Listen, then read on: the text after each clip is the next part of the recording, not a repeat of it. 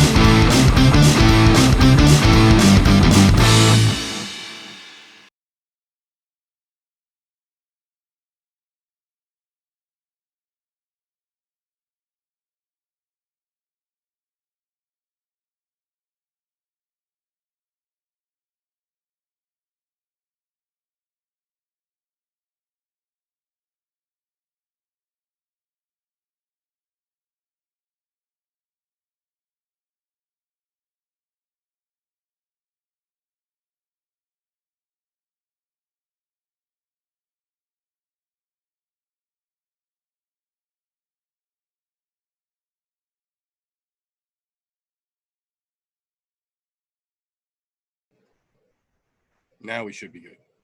No echo? No echo? Echo, echo, no echo? I think we might have actually gotten it live. We are live, ladies and gentlemen, here on the I'm No Joe YouTube channel. It has been a hell of a day already. So first and foremost, thank you for tuning in to the latest episode of the What Did I Say show? The show where I hold us accountable for the shit that we talk on the I'm No Joe podcast. This weekend has been an extremely long weekend for multiple reasons, but specifically in the world of fights, holy shit, has there been a lot going on. We had the Bellator 245 card on Friday night. We had the Bellator 246 card on Saturday night. And we also had the UFC Waterson versus Hill card event at the Apex on Saturday night just before Bellator 246. There was a lot of fights this weekend. So if you hadn't been getting your fill of punchy, kicky bullshit in the last couple of weeks, this weekend should have gotten you full up to your happiness quota. So in terms of, got the hiccups. In terms of the events, we're going to start with Bellator 245 from Friday night. But before we get into the shenanigans and the shit talking here, as has been said to me multiple times by folks much smarter than myself, if you find folks enjoy the punchy, kicky shit talking and shenanigans that we get up to here on this channel, let me tell you where you can find a little bit more of it to help satiate that urge. We are on all social media platforms at I'm No Joe. We are on Facebook at I'm No Joe. We are on Instagram at I'm No Joe. We are on YouTube at I'm No Joe. We are also, understandably, if the Instagram influencer level faces are just too distracting for you, fret not, mon ami. We have got you covered there as well. We are available in all audio format for the I'm No Joe podcast through your podcast consumption platform of choice over through anchor.fm/I'm No Joe. And if you really appreciate what we do around here and you want to support the shenanigans that we get up to, patreon.com/I'm No Joe for the behind the scenes, the unaired, and some folks even say the unairable things that we get up to on the I'm No Joe channel. But that being said, let's jump into the holy shit world of fights that we had playing this weekend. Starting, like I said, with Bellator 245 from Friday night.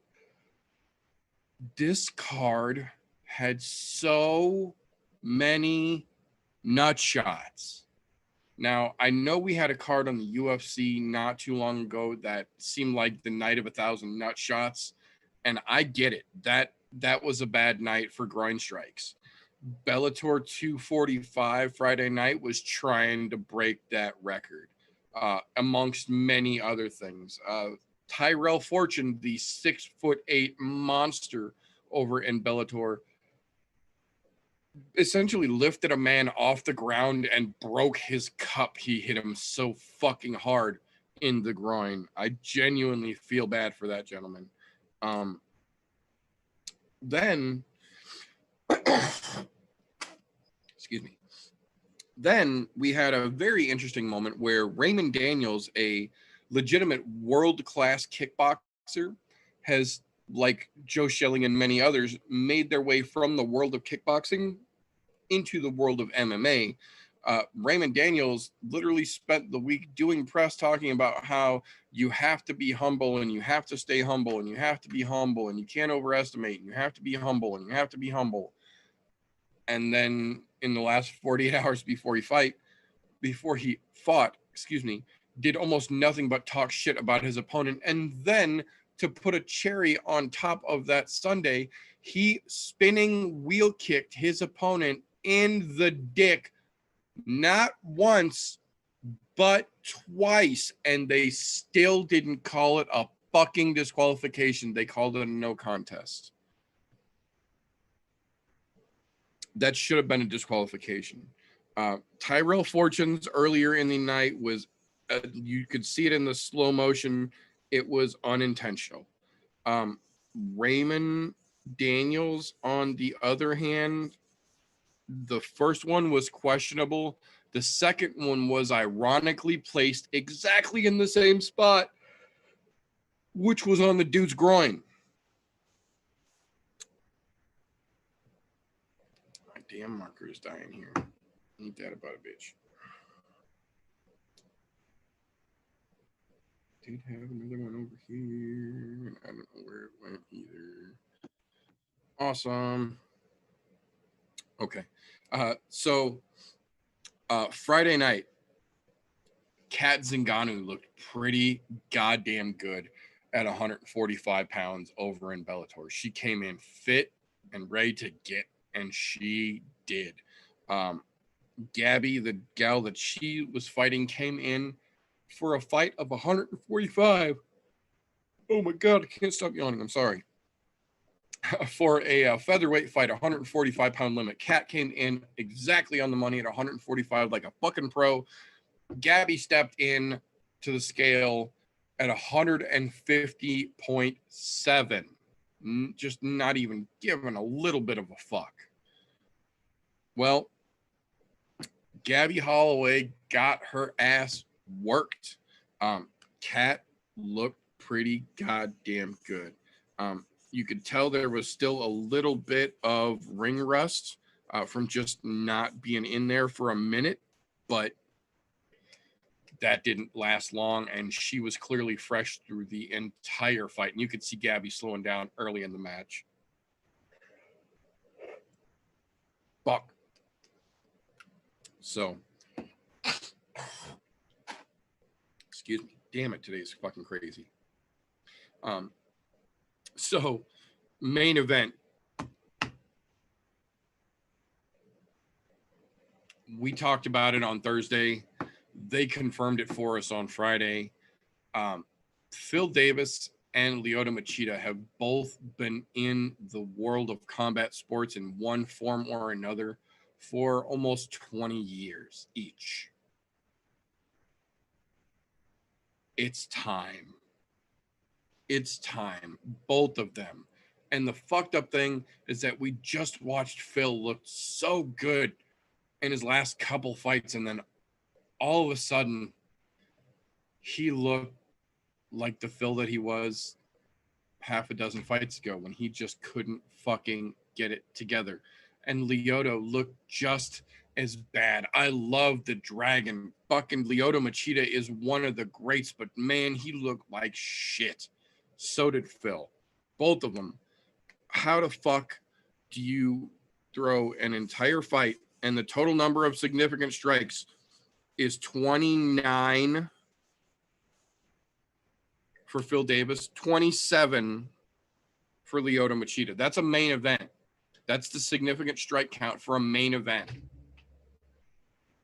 Less than 60 total significant strikes.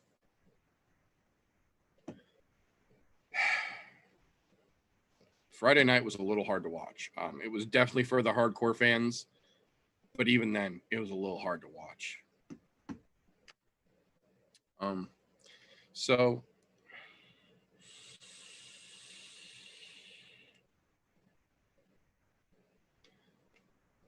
the UFC on Saturday, because they came before the other Bellator card. Excuse me, my allergies are kicking my ass right now. Right out of the gate on the prelims, Sabina Mazo, just looking fucking spectacular. Almost knocked Justine Kish out with a fucking perfectly snapped head kick. But when she wobbled and didn't go out, instead of jumping on her and trying to crown and pound her into submission, she jumped on her and threw a fucking rear naked choke on and made that girl tap with the quickness. Props to Sabina Mazo. That girl is quickly starting to make her name unignorable.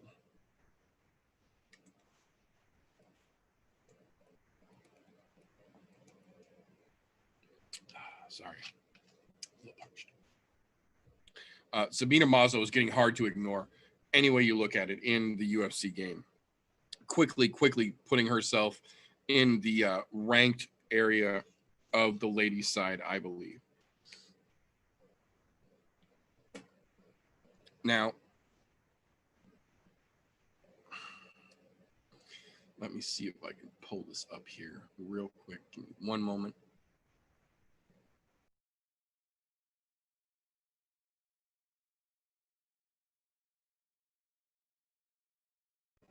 See if I can actually just pull the card up real quick. So we can break these down a little easier.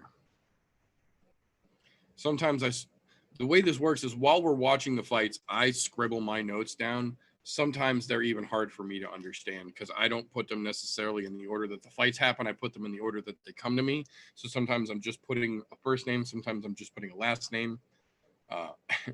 Even I can confuse myself sometimes. Give me just a moment here.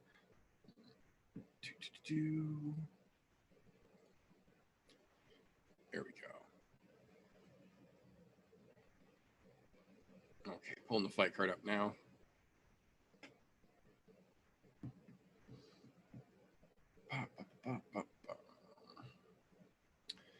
Prelims. There we go. Props to Brian Barberina. He survived that fight. Jalen Turner. Beautiful, beautiful work against fucking Brock Weaver, but he seemed a little hesitant. He could have finished that fight earlier, I think. He had him in trouble right away, had him bleeding right out of the fucking gate. Alexander Romanov, big new guy. Props on a great fight there.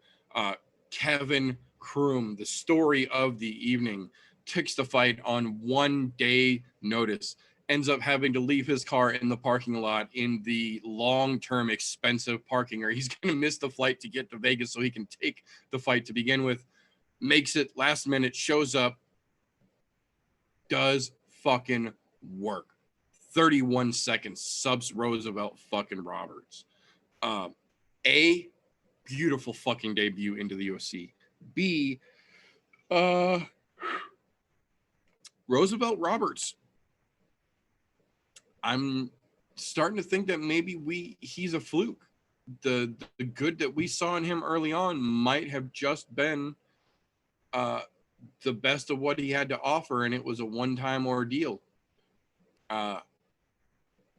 He seems to be real submittable lately.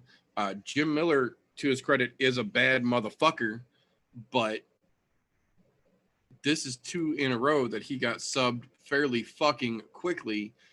Props Kevin Kroom, welcome to the UFC. Roosevelt better fucking reevaluate real hard, real quick. Now bringing us to the premier prelim for the UFC event. It wasn't that premier.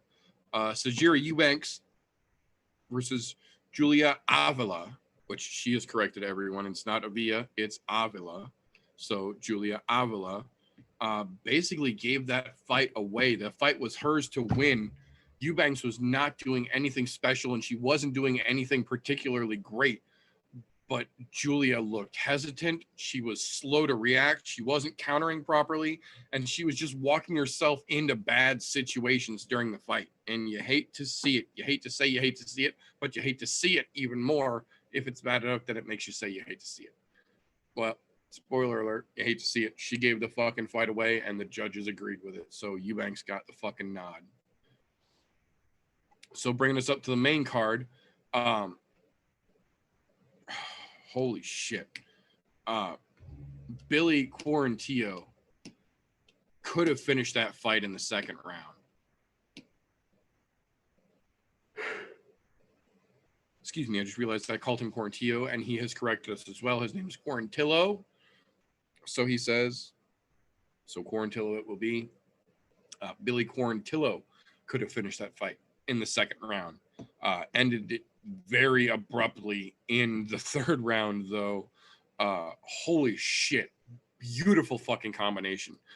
Beautiful combination. Talked a little bit of excess shit afterwards, a little undeserved. But, you know, I understand it. Adrenaline's pumping. Sometimes that diarrhea of the mouth happens. Props to Billy. Now, I fucking said it on I'm No Joe, and I fucking stand by it now. Bobby Green is a fucking soup can. He looked like shit. He looked lazy as fuck against the soup can that was Alan Patrick. It was soup can on soup can violence, and it was fucking aggravating to watch them go all the way to a goddamn decision. The one thing I will say is props to Bobby Green on foregoing a excuse me, fuck. Props to Bobby Green on foregoing his post-fight interview in honor of giving a moment for Naveed, the Iranian fighter who was executed even after requests literally from the world, including Dana White himself and the president of the United States, publicly pleaded with the government Iran to not execute a human being for attending a peaceful protest. Spoiler alert, the Iranian government don't give a fuck, and they executed him anyway. Bobby Green gave his post-fight interview, said there's no reason to talk about my fight, man. Somebody just lost their life. We need to worry about that. So, like I said, no matter how I feel about a person, I try and give credit where credit is due, and that is definitely fucking credit is due. Good on Bobby Green for taking that moment and giving a little bit of light to the story of Naveed. That, on the other hand, will bring us to the biggest what the fuck most of us have seen A, in a long time, and in some cases B, ever take place in an octagon during a live event. One, we talk about it all the time. There has to be some level of accountability for a referee that makes a discernibly bad call. Because we had a referee who made a discernibly bad call on Saturday night. There was a clash where slow motion from two different angles on the replay showed that Ed Herman took a strong knee to the liver that dropped him against the fence. He played like he had been hit in the groin, and the referee, who was way out of position to see what actually happened, jumped in, and instead of calling the fight stopped because Ed Herman was on the fucking ground done, he jumped in and called timeout and went with the groin strike, thinking that that's what he saw, because Ed Herman was acting the fuck up like he'd been hit in the groin, even though he looked right up at the screen along with everyone else in the apex and saw the replay from multiple angles along with us who were watching live that could show you very clearly from multiple different angles that knee did not go anywhere near his cup. I will say this, there was one angle, just one, where it kind of gave you the impression that in the process of swinging the knee and bringing it back down, Mike Rodriguez might have accidentally grazed the top on a downward motion and caught the cup. But even then, it wouldn't have been nearly to the degree that Ed Herman, like soccer player, fell to the ground and Days of Our Lives acted the fuck up. He acted like he had been hit in the groin, knowing that's what the referee said that he saw, and then he took his time and quote unquote recovered and got back in the fight. Ended up getting a fucking crazy submission on Mike Rodriguez, turned it around and won the fight after he got his recovery time from bad acting and lying about getting hit in the groin. That wasn't really the worst part of it for me. The worst part of it for me was that in his post-fight interview, when Bisping specifically asked him, like, you know, what the fuck happened here, his response was, I don't know what happened. We'll have to go back and watch the tape. Motherfucker, you don't have to watch no fucking tape. You know what happened. And we all agreed. It's not Ed Herman's fault that the referee didn't see what actually happened and thought he did and acted on what he thought. It's not Ed Herman's fault. He was entitled to take a minute of break, but he got extra with it and played it up. and milked the time and then tried to downplay it in the post-fight interview, that's some bitch made bullshit, Ed Herman. That's some bullshit. The problem was is he landed a fucking beautiful Kimura to finish that match, coming off of his bullshit acting. And it was a very nice Kimura. And Mike Rodriguez is tough as shit for rolling with it the way that he did and not giving up, because a lot of people would have given up way before he tapped.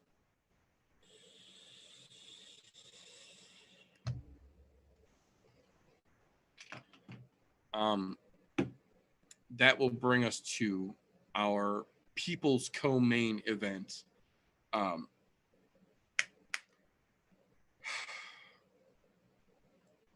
Roxanne Modafferi and Andrea Lee was a very interesting fight. It was back and forth, and it was pretty fucking close. It was a lot closer than I or anybody on the I'm No Joe show thought it was going to be, because we were talking about it live as it was going down, and it was way, way closer than any of us thought that it was going to be. Not that that's a bad thing, just we did not think it was going to go that way at all based on what we had seen from both of those ladies in their previous outings. Sorry, I just had a piece of my fucking fingernail rip off while I was talking. It caught on the lip of my desk here. Ow. Trying to clip the fucking rough part while I was trying to keep my fucking thought on the fight. Sorry, got a little scatterbrain there. Was a little fucking distracted. That fucking hurts. Anyways, Modafferi versus Lee was a lot closer than we thought it was going to be. I thought Modafferi's ground game would have been much better than it presented itself, and it wasn't because of Andrea Lee's defense. Because Andrea Lee, to her credit, looked much better on the feet. She was piecing Roxanne Modafferi up on the feet. But as soon as it got to the ground, Roxanne was pretty much in control. The problem was she wasn't doing a lot of damage, and she wasn't getting a lot of progress towards good submissions. She attempted a bunch. She did land a good amount of strikes while on the ground, so that it wasn't just a lay and pray. They never got stood up. This wasn't a Lewis Ngannou fucking match here. We don't have anything that extreme on the ladies' side, but still a lot to be desired from both sides there. That being said, that will bring us to the co-main event of the evening, which was one of the shorter fights on the whole fucking card, ironically enough. Kama Worthy versus Atman Azaitar, the Moroccan mauler. Holy shit.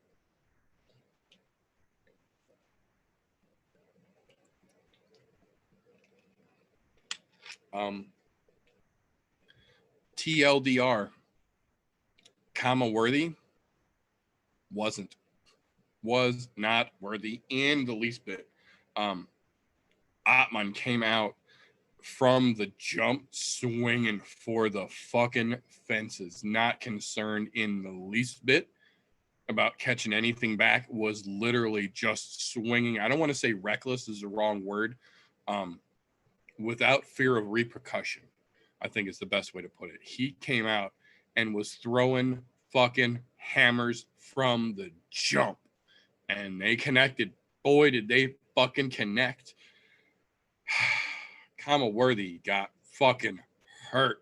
And it's funny because when the ref stepped in to stop it, even he kind of tried to object a little bit. And about the time he was trying to argue with the ref, you saw the replay come up on the screen in the apex, and he watched his own replay and then stopped arguing with the referee about the stoppage. Even he knew once he saw, like, oh shit, no, he got me. I went the fuck out. Yeah, Atman Azaitar is very quickly, again, becoming a name people better pay the fuck attention to, because he's about to be a real big problem in the lightweight division, I think.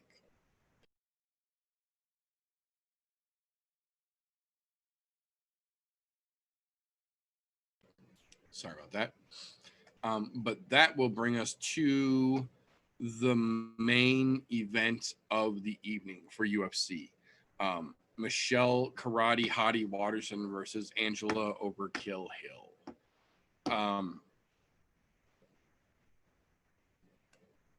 I will say this, because I still try and give credit where credit is due. Michelle Watterson got better as the fight went on. She started a little rough, to say the least. She started a little rough. Angela Hill absolutely took round one and took the better part, I would say, of round two. Not all of it by any stretch of the imagination. That's when Watterson really turned it on and started putting the fucking pedal down. But 3, 4, and 5 were all karate hottie. Angela Hill put up a little bit of an effort in 5, but not enough. Unanimous decision, surprise, surprise, for Watterson. Or not unanimous decision, I'm sorry. Split decision, 2-1, Watterson. It's been a long day. I apologize, folks. I'm a little bit scatterbrained, but I wanted to talk to you folks about some of these fights. Now, Bellator 246, the last event of the evening, of Saturday evening. Wrap these up and we'll get the fuck on out of here. Before we get to Bellator, as far as the UFC card from Saturday night goes, fight of the night was Watterson versus Hill. For some fucking reason, it was not the best fight of the evening by any stretch, but Dana gave it to him. Good for them. 50 G's each. Performance of the night: Atman Azatar and Kevin Kroon. The other thing that I will say about Saturday night that Dana confirmed that I think is pretty fucking awesome, which is kind of a rare thing to hear someone say about something that Dana White is doing. He was as mad, if not madder, about the shit that happened with the Ed Herman and Mike Rodriguez fight, and confirmed that Mike Rodriguez is getting a win bonus for that fight. He won that fight. He is fucking, Dana's furious about that. Mike Rodriguez is getting a win bonus for that fucking fight. As far as he's concerned, Dana says he won that fight. Ed Herman knows he won that fight, and the referee is damn sure before it's all said and done going to know that Mike Rodriguez won that fucking fight. That referee really fucked Mike Rodriguez, because I was discussing this with somebody earlier today. Even if they wanted to, the commission, the athletic commission, cannot overturn a submission win for Ed Herman into a TKO win for Mike Rodriguez. Best case scenario, what they could do would be to overturn Ed Herman's win on the grounds of the mistake by the referee and make it a no contest on both parts, so it doesn't count as a win or a loss. They can't make it a win, but I think they should, and they probably will turn that into a no contest. I don't think that stands as a win for Ed Herman for very fucking long. But Kevin Kroon makes a debut on one fucking day's notice, wins the fight, and gets the fucking 50 G's notice. That's how you make your fucking impression felt when you make your debut in the UFC. Props to Kevin fucking Kroon. But good for Mike Rodriguez that he's still getting his win money, because even Dana recognized there was some shit going on there. But now back to Bellator 246. Basically, it started 2/3 of the way through the UFC event. Excuse me. So the main event of the UFC was going on with the People's co-main event on Bellator. Basically, Liz Carmouche was fighting right alongside, channel-wise, timing-wise, with Michelle Watterson and Angela Hill. It was a little ironic, to say the least. But starting right away with Keone Diggs, dude, he was a Hawaiian backpack for most of that fucking fight. He was all over his fucking back. Just not fucking good for him at all as a display. Let's see if I can get this fight card pulled up as well.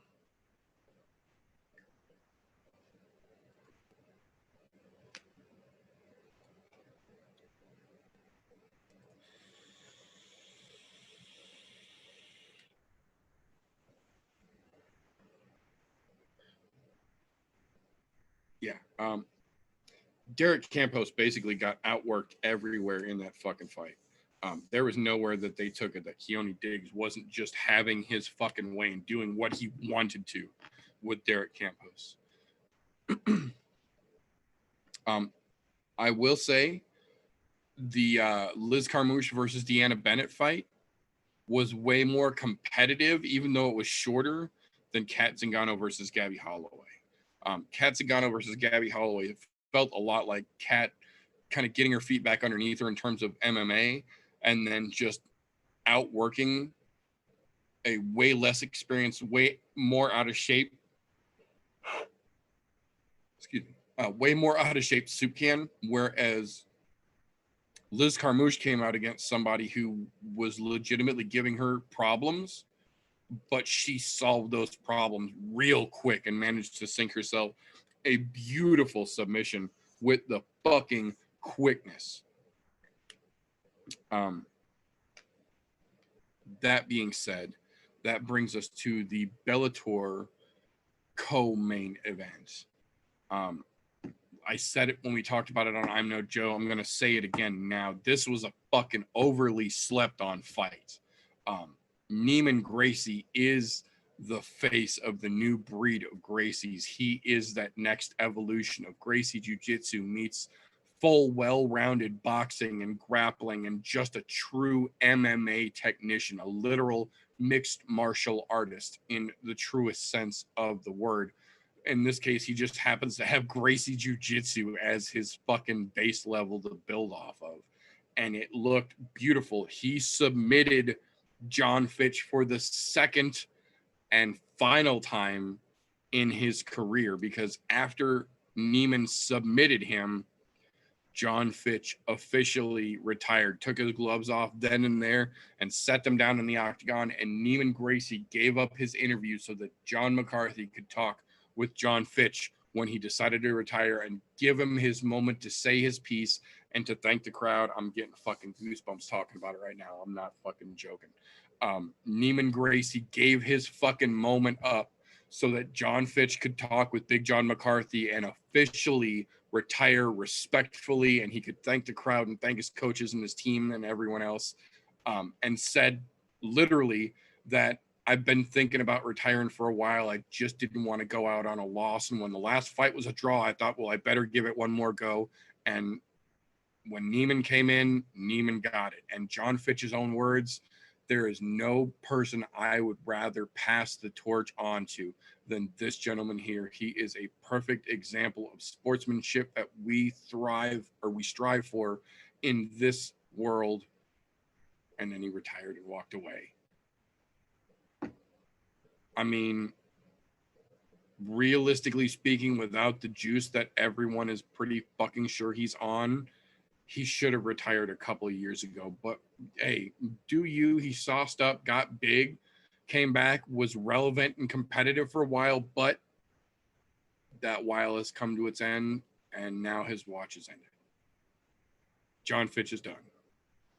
Good on you. Awesome fucking submission by Neiman Gracie, who got a inverted heel hook and a knee bar in the same move upside down. It was fucking crazy. And then immediately gave props to John Danaher and said that he learned that move and exactly how to set that up the way that he did from John Danaher. And if you want to learn how to do that, you can buy John Danaher's DVD.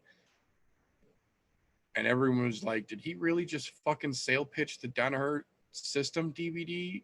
He did. He took his post-fight interview to sales pitch for John Danaher. Yo, good on you. Good on you, because it worked. It worked beautifully. And anybody who wants to learn how to do that exact thing, now you know how and where. That, though, will bring us to our final fight that we will talk about this evening, the main event of the evening for Bellator 246. Juan the Spaniard Archuleta versus Patrick Patchy Mix.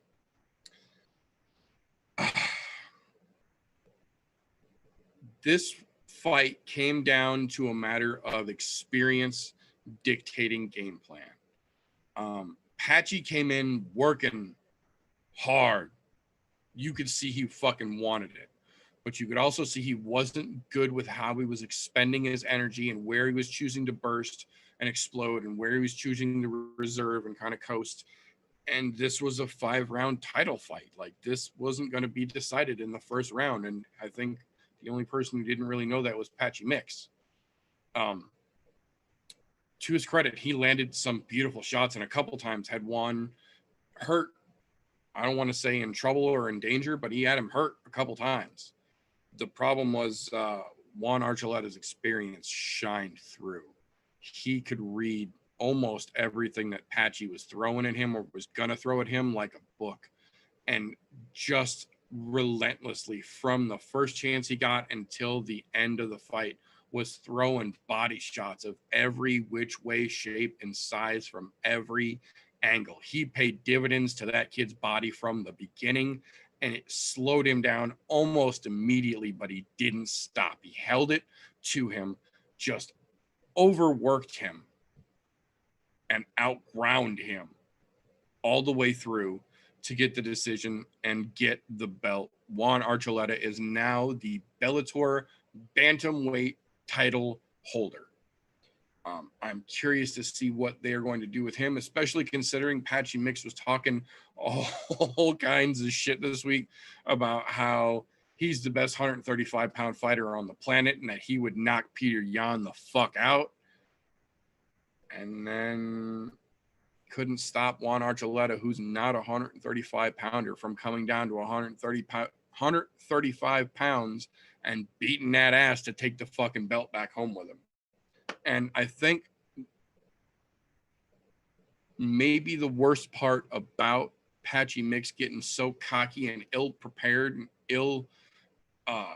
dispensed with his energy is that we had to watch Juan Archuleta's fucking post-fight interviews and post-fight press conference with him wearing that fucking stupid conquistador outfit. I get it, your nickname's the Spaniard, but there is a fucking time and a place for cosmetics and theatrics. It's the weigh-ins, not the post-fights. But, like I say, regardless of your feelings, props to Juan Archuleta for absolutely guiding how that fight went from start to finish and using his experience to win himself the bantamweight title over in Bellator. He is officially the champion. But that, boys and girls, is all we have for this evening. So I'm going to wrap this up and let you fine folks get the fuck on out of here. We managed to keep this under an hour. I'm getting pretty good at keeping these recaps under an hour for you. That being said, if you enjoy these recaps, if you like what we do here, if you appreciate the input that we give you, the news that we bring you, and the confirmation of events, the recaps that we just give you what you need in the world of Punchy Kicky, give us a thumbs up, subscribe, and hit that notification so you don't miss a show, and share an episode so that someone else can learn about the fun that we have here and the news that I bring you. On the other side of that coin, though, if I'm just some dipshit sitting in front of a webcam, can't even talk. If I'm just some dipshit sitting in front of a webcam who brings his friends in front of their webcams and talks out their ass without knowing what they're actually saying, go ahead and give me a thumbs down. We earned it and we won't dispute it. But that being said, we are going to call it all for this evening. So remember, till next time, don't let ignorance stop you. You can root for anything. Have a great night, folks.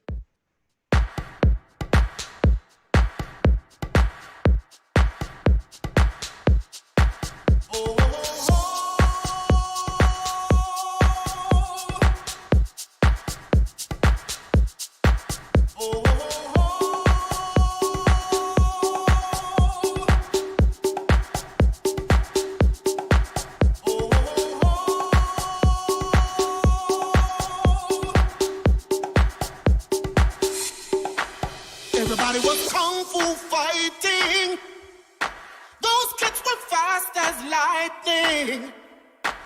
In fact, it was a little bit frightening. How do I say goodbye to what we had?